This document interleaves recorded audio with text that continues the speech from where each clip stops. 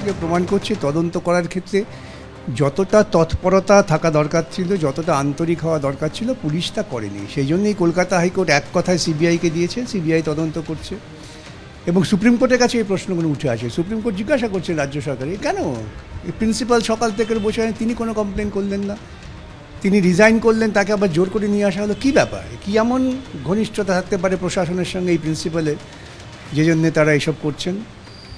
আর যেটা postmortem report, inquest report, ওরা অনেকক্ষণ দেখলেন, দেখার পর বললেন সিবিআইকে তোমরা কতদূর ইনভেস্টিগেট করছি রিপোর্ট করো।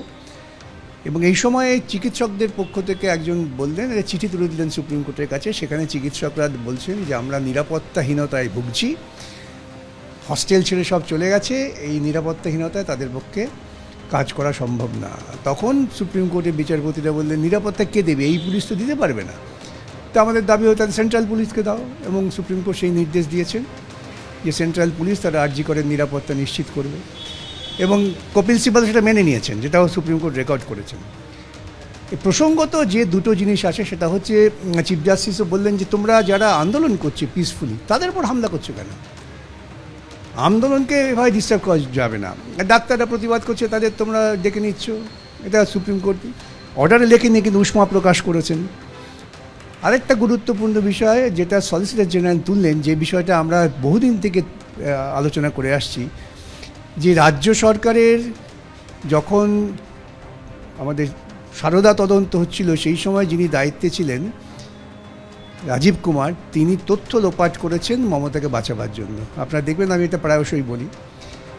তো সেই যখন মমতা 4 দিন সময় চাইলেন, সঙ্গে সঙ্গে আমরা হাইকোর্টে গেলাম, এই 4 দিন সময় চাই আমার তথ্য লোপাট করা, কেন এটা মমতার এক্সপিরিয়েন্স আছে। এবং আজকে এটা সলিসিটর জেনারেল কিন্তু আদালতে বললেন যে একেই করা হয়েছে ডিজিপি, সুতরাং এটা কোর্টের ভাবা দরকার। প্রশ্নগুলো এসেছে সব সামনে, যত আলোচনা হবে এইসব প্রশ্নগুলো আসবে। আরজিকরের ঘটনার পর গোটা রাজ্য আন্দোলনে নেমেছিল যে দাবিতে যে নিরাপত্তা সুনিশ্চিত করতে হবে। আরজিকরের জুনিয়র চিকিৎসকরাও যে দাবি করছিল তাদের মধ্যে অন্যতম গুরুত্বপূর্ণ দাবি হলো নিরাপত্তা সুনিশ্চিত করতে হবে।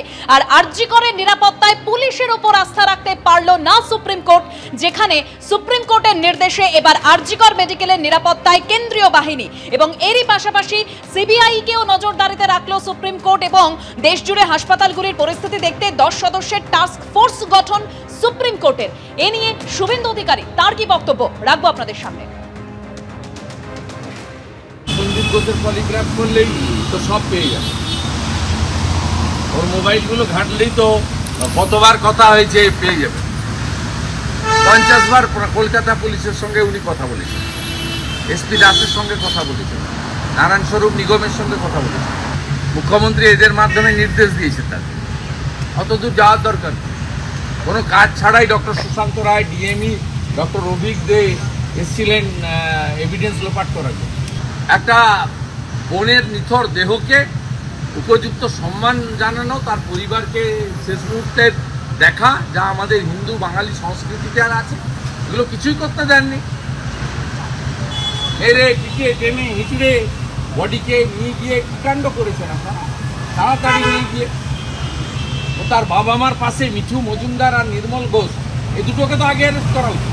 কিন্তু 9 তারিখের ঘটনা এবং 14 তারিখের পরিকল্পিত ভ্যান্ডালিজম, এর সঙ্গে এই রাজ্যের শাসক দল, কলকাতা পুলিশ, তৃণমূল কংগ্রেসের গুন্ডারা যুক্ত।